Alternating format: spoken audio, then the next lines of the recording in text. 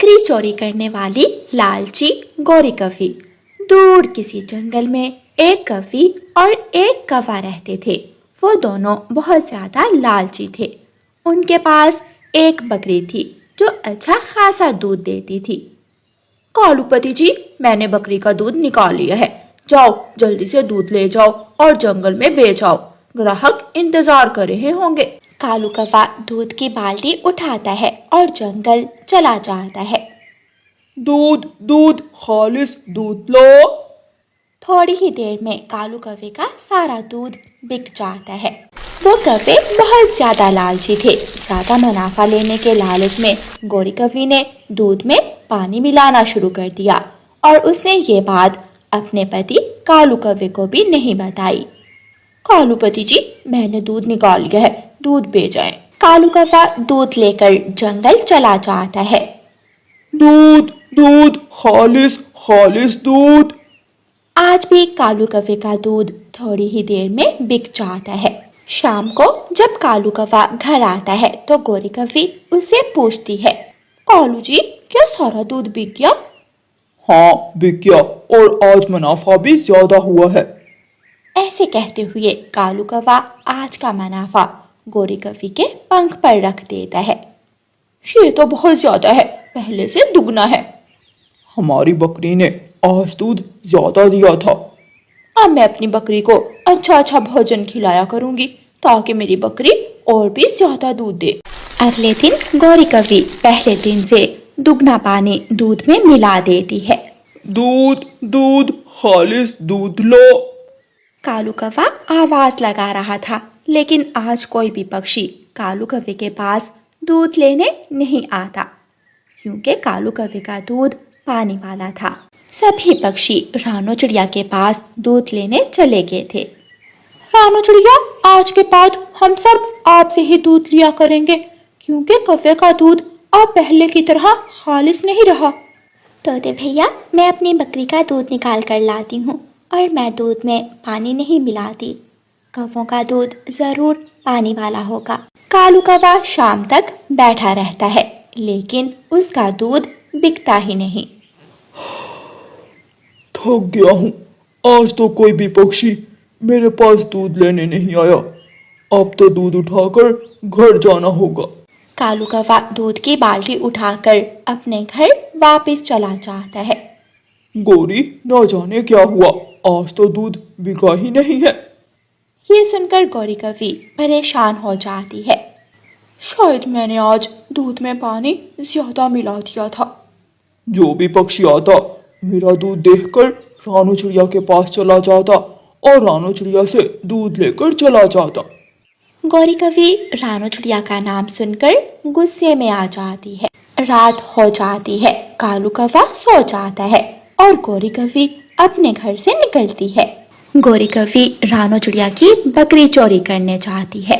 गोरी कौवी रानो चिड़िया की बकरी चोरी करके कसाई के पास ले जाती है। कौन है बाहर? उल्लू कसाई, मैं हूँ गोरी कौवी, मैं अपनी बकरी बेचने आई हूँ। उल्लू कसाई दरवाजा खोलता है। क्या ये चोरी की बकरी है? ना ना उल्लू जी, ये बकरी मेरी है। ये रात को बहुत ज्यादा बोलती है और मुझे सोने नहीं देती, इसलिए मैं अपनी बकरी बेचने आ गई। ठीक है। गोरी कौवी उल्लू कसाई को बकरी बेचकर पैसे ले जाती है और रातों रात घर जाकर सो जाती है। सुबह हो जाती है। रानो चिड़िया अपनी बकरी घर के बाहर ना देखकर परेशान हो जाती है। कोई चोर मेरी बकरी ले गया, अब मैं क्या करूंगी? मैं कहाँ जाऊं? रानो चिड़िया तोते के पास जाती है। तोते भैया, किसी ने मेरी बकरी चोरी कर ली है, क्या आपने किसी चोर को देखा है? नहीं, मैंने तो नहीं देखा, लेकिन आज रात गोरी कौवी उल्लू कसाई की तरफ जा रही थी, उसके पास एक बकरी भी थी। रानो चिड़िया को तो पहले ही गोरी कौवी पर शक था। रानो चिड़िया गोरी कौवी के पास जाती है। गोरी कौवी, जो बकरी तुम आज रात उल्लू कसाई के पास बेच कर आई हो, मुझे वो वापस ला कर दो। हाय हाय चिड़िया, कौन सी बकरी, कहाँ की बकरी? मुझे तो कुछ मालूम नहीं है। चिड़िया जानती थी कि गौरी कवि नहीं मानने वाली, इसलिए रानो चिड़िया गौरी कवि के आने जाने पर नजर रखने लगती है। रानो चिड़िया गौरी कवि का छुपकर पीछा करती है। गौरी कवि उल्लू कसाई के पास जाती है। कसाई उल्लू जी, जो बकरी मैं तुम्हें बेचकर गई थी, क्या वो दूध दे रही है? नहीं, मैंने तो उस बकरी को आगे बेच दिया है। उल्लू कसाई, अगर मुझे कोई और बकरी मिली तो मैं वो भी तुम्हें बेचने आऊंगी। रानो चिड़िया खिड़की में खड़ी उल्लू कसाई और गौरी कवि की बातें सुन रही थी। इसका मतलब यही है चोर। अगर मैंने अब इस कवि से कुछ कहा तो ये मानेगी नहीं। मैं इस कवि की सच्चाई सबके सामने लाऊंगी। अगले दिन रानो चिड़िया अपने दोस्त कबूतर के पास जाती है और कबूतर से कहती है, कबूतर भैया, गौरी ने मेरी बकरी चोरी करके आगे उल्लू कसाई को बेच दी है। गौरी कवि की चोरी पकड़ने में मेरी मदद करो। लेकिन मुझे क्या करना होगा? फिर रानो चिड़िया कबूतर को अपना प्लान बताती है। कबूतर गौरी कवि के पास जाता है और रानो चिड़िया जंगल के सभी पक्षियों को साथ लेकर गौरी कवि की खिड़की के पास खड़ी हो जाती है, ताकि सबके सामने गौरी कवि का असल चेहरा ला सके। गौरी कवि, मैंने एक बकरी चोरी की है। क्या तुम मुझे बता सकती हो कि मैं वो बकरी किसको बेचूं? अगर तुम मुझे बता दो तो मैं आधा मुनाफा तुम्हें दूंगा।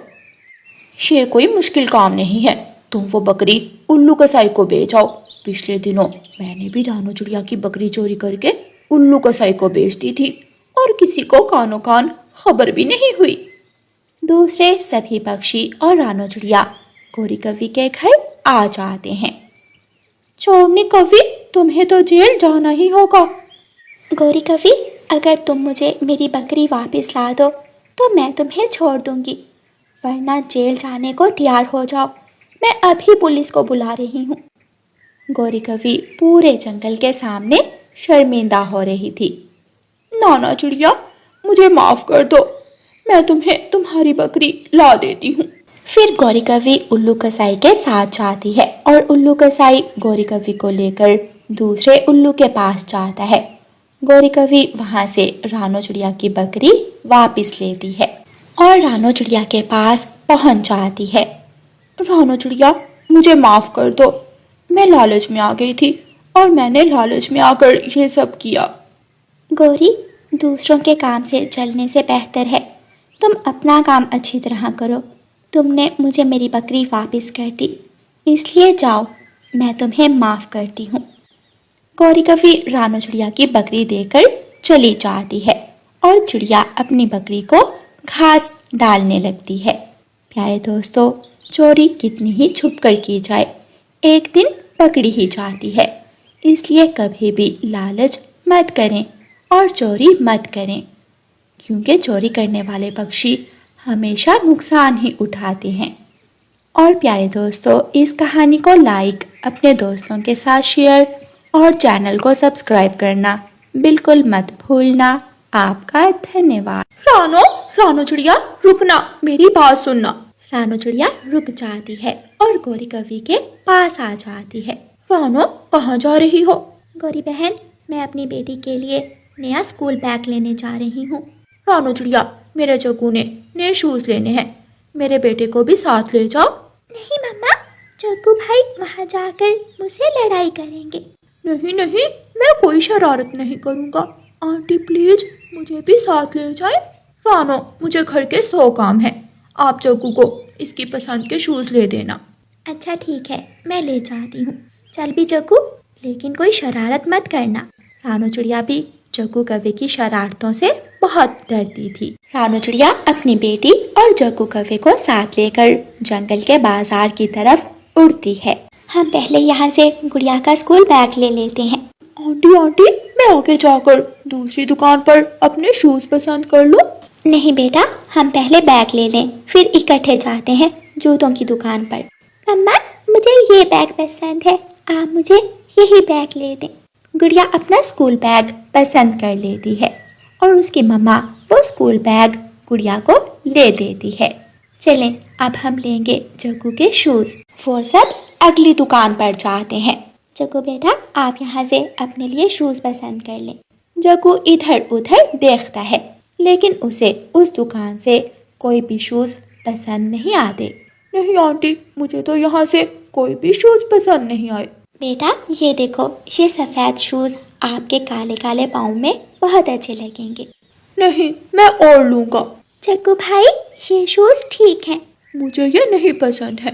ठीक है, अगली दुकान पर चले जाते हैं। लेकिन जग्गू को वहाँ से भी कोई शूज पसंद नहीं आते। जग्गू बेटा, अब कोई और दुकान यहाँ नहीं है, आपको इसी से शूज पसंद करना होंगे। बहन जी, मेरे पास गोदाम में एक जोड़ा पड़ा है, मैं वो जोड़ा लेकर आता हूँ। वो इस कफे को जरूर पसंद आएगा। ठीक है, आप वो ले आए। दुकान वाला पक्षी गोदाम से शूज लेने चला जाता है। मम्मा, जब तक अंकल दुकान वाले आते हैं, हम मेरे लिए हेयर कैचर ले लें। हाँ जग्गू बेटा, आप यहाँ खड़े होना, मैं और गुड़िया अभी आती हैं। मम्मा चिड़िया अपनी बेटी गुड़िया को साथ लेकर दूसरी दुकान पर चली जाती है। जग्गू कौवा इधर उधर देखता है और दुकान में काउंटर की दूसरी तरफ चला जाता है। जग्गू कौवा दुकान से एक जोड़ा शूज का उठाकर जल्दी से बाहर आता है और साथ वाले पेड़ की डाल के ऊपर रख देता है। दुकान वाला पक्षी भी आ जाता है और जग्गू वो शूज पसंद भी कर लेता है। रानू चिड़िया जग्गू कौवे को वो शूज ले देती है और वो सब वहाँ से चले जाते हैं। अरे, जो जोड़ा यहाँ पड़ा था वो कहाँ गया? ये तो कोई चोर पक्षी थे, वो मुझे लूट कर ले गए। मैं क्यों दुकान खुली छोड़कर गोदाम में गया? वो पक्षी जल्दी से अपनी दुकान बंद करके चिड़िया के पीछे उड़ता है। जग्गू बेटा, आप अपने घर जाएं और जाकर अपनी मम्मा को शूज दिखा दें। मैं और गुड़िया अपने घर जा रही हैं। ठीक है आंटी। जग्गू कौवा अपने घर चला जाता है, चिड़िया और उसकी बेटी अपने घर। तोते जी, यहाँ किसी चिड़िया का घर भी है। रानो, रानो नाम है उसका। वो सामने वाला घर रानो चिड़िया का ही है, आप वहाँ जाए। वो दुकान वाला पक्षी दूसरे पक्षियों से पूछता पूछता रानो चिड़िया के घर तक पहुँच जाता है और दरवाजे पर दस्तक देता है। रानो चिड़िया दरवाजा खोलती है। आप भाई जी, आप यहाँ कैसे आए हैं? बहुत मुश्किल से आया हूँ। तुम जैसे चोर पक्षी मुझे रोज मिलते हैं, लेकिन मैं भी अपने शूज वापस लेकर ही यहाँ से जाऊंगा। कौन से शूज? लेकिन हमने तो जो शूज लिए उनके पैसे देकर आए हैं आपको। और जो चोरी करके लाई हो वो कहाँ है? मैं ऐसे जाने वाला नहीं हूँ। चोरनी, चोरनी कहीं की। दुकान वाला पक्षी शोर मचाने लगता है।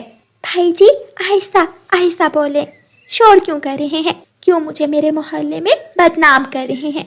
मैं यहाँ बैठा हूँ, उस छोटे कौवे को लाओ। मेरी दुकान में उस कौवे का पंख गिरा हुआ मैंने खुद देखा है। ये सुनकर रानू चिड़िया गुड़िया से कहती है, गुड़िया बेटी, कहीं जग्गू ने तो ये काम नहीं किया? मम्मा, जब हम मेरा हेयर कैचर लेने गए थे तो जग्गू अंकल की दुकान के अंदर भी गया था। भाई जी, आप मेरे साथ चले।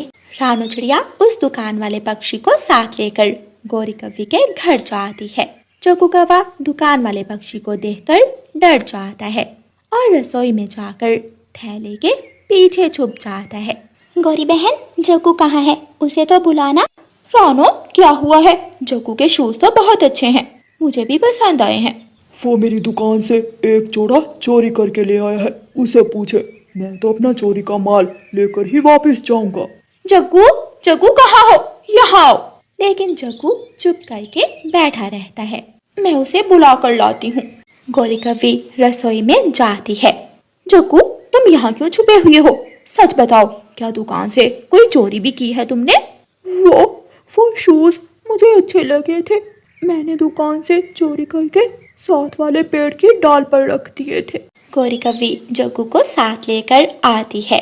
चिड़िया बहन, माफ करना, जग्गू की वजह से आपको शर्मिंदा होना पड़ा। शर्मिंदा क्या? इस भाई जी ने तो पूरे मोहल्ले को बता दिया, इसका गला बहुत बड़ा है, शोर मचाने लगा था। मैं कोई झूठ बोल रहा हूँ?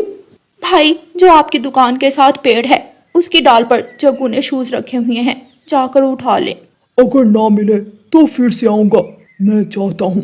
वो दुकान वाला पक्षी वहाँ से चला जाता है। जग्गू बेटा, आपकी वजह से मेरी बहुत बेइज्जती हुई है, मैं फिर कभी आपको साथ लेकर नहीं जाऊंगी। ऐसे कहते हुए रानू चिड़िया वहाँ से चली जाती है। जग्गू कौवा भी बहुत ज्यादा शर्मिंदा था। वो अपना सर झुकाए खड़ा था। मम्मा सॉरी। अच्छा ठीक है, अब सो जाओ जाकर, तुम्हारी वजह से मेरे सर में दर्द शुरू हो गई है। ऐसे जग्गू कौवे की चोरी पकड़ी जाती है और फिर जग्गू कौवा अपना एतबार खो देता है।